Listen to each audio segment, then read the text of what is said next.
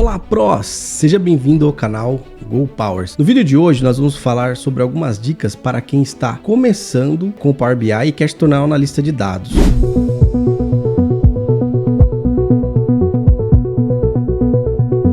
Se você tem dificuldades para evoluir com o Power BI, está perdido na infinidade de conteúdos, não consegue fazer um projeto sozinho, esse vídeo é para você. Primeiramente, seja bem-vindo ao canal GoPowers, meu nome é Márcio, eu trabalho com Business Intelligence desde 2015, sou pós-graduado especialista em BI pela PUC e também certificado pela Microsoft. Nesse canal eu te ensino a ser um analista de dados com confiança, ter independência para utilizar o Power BI, analisar dados corretamente e evoluir na sua carreira como um pró. Por isso, seja pró, seja power e vamos para o vídeo de hoje.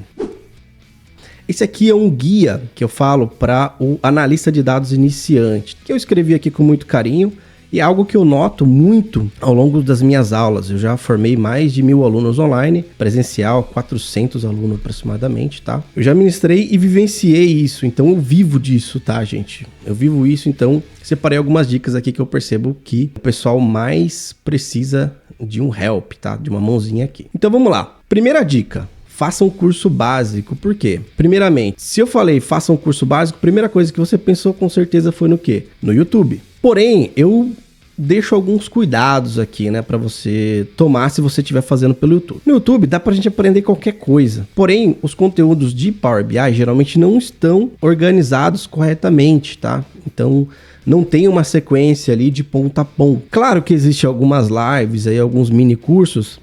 Recomendo, são bem legais, mas um curso um pouquinho mais completo te ajuda um pouquinho mais. Fica aí no vídeo que na dica 3 e 4 eu vou te dar uma dica de como estudar gratuitamente, tá bom? Foque em analisar dados, independente da ferramenta, pode ser no Excel, enfim. Se você ainda não sabe Excel, recomendo muito que domine essa ferramenta, que é uma das mais pedidas hoje em dia, tá? Além do Power BI. Investimento, né? Como eu comentei ali. No começo, invista o mínimo que puder, mas é uma dica. Quanto mais você estuda, mais caro a sua hora fica, né? Como diria o Sobral. E aí o investimento depende do quê? Do quanto você vai estudar, do quanto você está disposto a estudar, quanto tempo você tem, se você vai concluir esse curso e quanto ele vai te trazer de retorno, tanto ao curto ou ao longo prazo, tá bom? E aí o investimento depende disso. Quanto mais você demorar para concluir curso, tá? Menos você pode reter. Já vou explicar isso no tópico 2 aqui. E aí a dica, prefira no começo cursos rápidos para você sair do zero, tá? Para você ter um start. Como eu vivo de Power BI, depois eu vou deixar o link aqui de um curso chamado Power BI Start, um curso que eu criei, eu já ministro ele desde 2020, que é um curso onde eu te ensino ali de ponta a ponta a utilizar o Power BI de forma rápida para você ter o seu start, para quem nunca fez ou para quem já fez algum curso e ainda está um pouquinho perdido. Então vamos lá para a dica 2. Parece ser tão óbvia, mas ela não é, tá? Porque o óbvio, às vezes só é óbvio para a mente que está mais preparada, tá? Então, a dica 2 é o quê? Termine o curso. Qual curso? Aquele que você escolheu, independente de qual seja. E é importante terminar o curso, por quê? Porque você vai entender o Power BI de ponta a ponta. E aí depois você volta nos tópicos ou procura outros cursos onde você sentiu que faltou ali algum conteúdo para você explorar. Mas só faça isso depois que estiver trabalhando com a ferramenta ali no seu dia a dia, né? Outra dica, não faça 2 cursos ao mesmo tempo. Nunca faça isso. Por quê? Senão você não vai terminar os 2. E aí o que acontece? A troca de metodologia pode te deixar confuso. Então siga uma metodologia só. Se você quer aprender a escolher um curso, deixa um comentário aqui que eu posso gravar um vídeo disso também. Entre um curso e outro, depois que você terminar o primeiro, por exemplo, pratique. E pratique muito. Tenha consistência, né? Assuma o compromisso, né? De um dia que você vai fazer esse curso. Se você está fazendo um curso online, por exemplo, que é gravado, conteúdo gravado, o que você faz?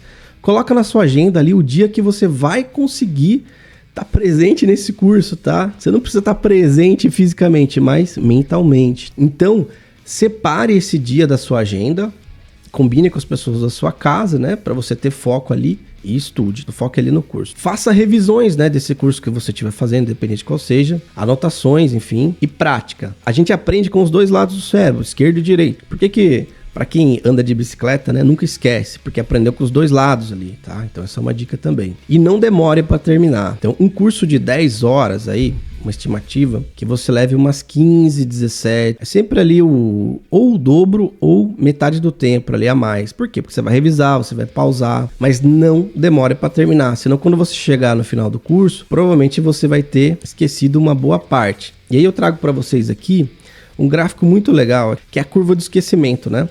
Então aqui a gente tem um gráfico aqui de tempo versus a retenção do conhecimento. Então, algo que você acabou de aprender, ao longo do tempo você vai esquecendo. E às vezes essa curva pode até se tornar menor, né? Mais rápido, né? Então aqui, horas depois, se você fizer uma revisão, note que a linha vai diminuindo aqui, ó, a percentual de retenção. 24 horas depois, uma semana depois, um mês depois, enfim. Então mantenha revisões constantes, tá? Esse artigo aqui eu tirei, essa imagem eu tirei do Gran Cursos aqui, que é uma plataforma de estudos para concurso, né? Então, o pessoal de concurso sabe o que está falando aqui, né?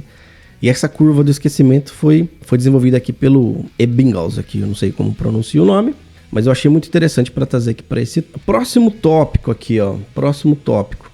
Estude gratuitamente, você pode estudar gratuitamente, pela página de documentação ali da Microsoft, o Microsoft Learning. Eu vou deixar o link aqui depois para vocês. Aprenda a utilizar a documentação ao seu favor. A documentação foi feita para isso. No começo de qualquer ferramenta, às vezes a documentação é para tirar uma dúvida mais técnica.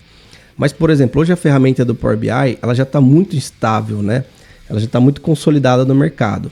Ou seja, a documentação está muito completa. Fora a documentação ali dos conectores, das fórmulas, enfim. Também tem muito cursos ali direcionados, tá? E esse é um conteúdo que eu vou trazer para a parte 2 desse vídeo, tá? Se você está ansioso, quer muito essa parte 2, comenta aqui nesse vídeo aqui. Quero logo a parte 2, alguma coisa assim, tá? Então vai ser um vídeo exclusivo porque é um tema um pouco mais longo, tá? Mas é muito importante. Então essa é a dica 3 ali. Para a dica 4, eu deixei até um sinalzinho de alerta aqui para tomar um certo cuidado, tá? Vocês podem concordar, discordar, comentem aqui. Então quando você fizer projeto, primeiro você vai fazer projeto guiado. Com o quê? Com o curso que você estiver fazendo, né? Que eu dei lá na dica 1. Ou em lives. Tem muita live gratuita hoje aqui no YouTube, né?